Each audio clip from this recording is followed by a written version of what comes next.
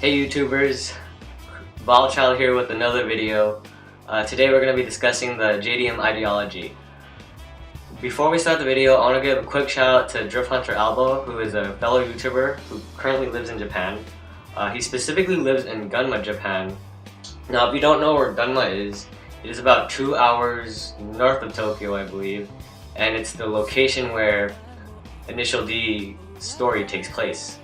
I want to give a quick shout out to him because I really support his Drift Hunter documentary series. Now what it is, it's him showcasing his life and the underground drifting scene over there in Gunma, Japan. I'm going to be talking a lot about JDM culture, specifically in this video, as you can see by the title, and he is like the mirror to what I talk about here on my video because he's living in that scene right now. So without further ado, let's get this video started, and I hope you enjoy it.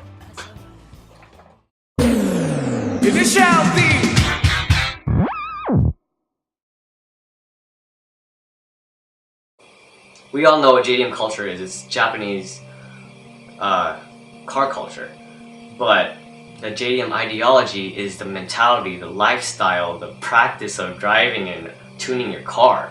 Now that's a lot to kind of go over, but I'm going to explain to you guys what this whole ideology is and how I incorporate it here in the United States. The whole JDM thing has been with me ever since I was a child. When I was about 3 years old, my uncle introduced me to Gran Turismo, and that's where I was first introduced to Japanese sports cars and automotive motorsports in general. I quickly gained an interest for that, this hobby and lifestyle at an early age, and I couldn't wait to start driving, and I had a dream of becoming a professional race car driver.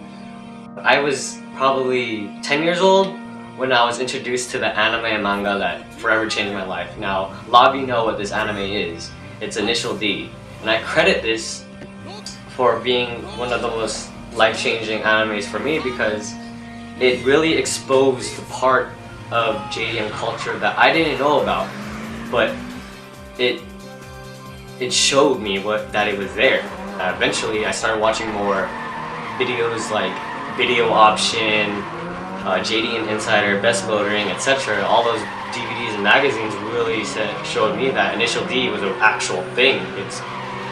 It's real. It's not so far stripped from fantasy. There was literally mobs of high school age to college age students taking out their cars to a mountain pass and racing them. Now, as a kid, that hardwired into my brain, and I was like, I want to do that when I'm older.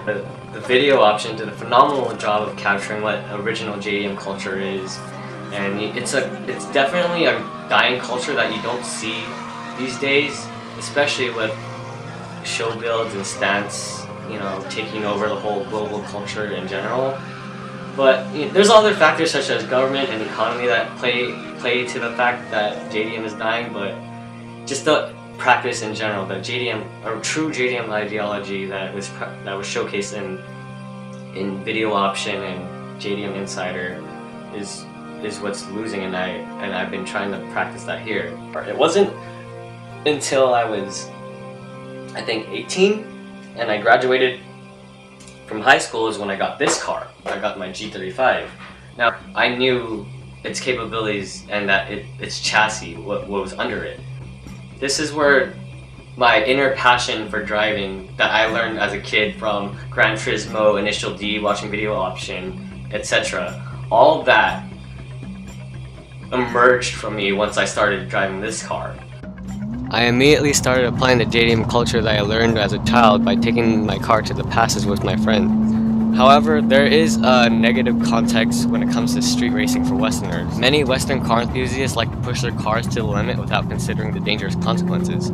This is how street racing and canyon running easily go wrong for novice drivers. I take the necessary precautions I learned from Video Option and Initial D because I knew the dangers and the risks that I was taking. I did have my fair share of crashes and mishaps, but they were prevented from being worse because of the safety precautions I took. Drivers in Japan had to learn the finesse of driving the toge before they could go fast on them. They couldn't just floor it because they would end up off the cliff of a mountain pass or on the side of the road. They were learning how to drive fast on these small mountain roads, and that's how Japan ended up having a reputation for amazing drivers. I took that mentality and practice and started applying it here when I started driving. Over time, I would gain the skill and technique that allowed me to drive my local pass faster and faster. Naturally though, a car in stock form has its limits, as did I as a driver. Learning how to feel a car's response is a crucial factor in driving ability. Many of the original JDM drivers tested the limits of themselves and their cars. When they would get to a point where they were fast enough in stock form, they began modifying their cars to further enhance the performance capabilities of their vehicles due to their desire to go faster and progress as drivers. Following this tradition, I began to modify my car. In Drift Hunter Albo's documentary series, he features a driver that is about my age, around 20 to 21, and the day they filmed that video, the driver was testing the suspension of his car. Similar to that driver, I took my car out for testing when I first put on all my suspension pieces.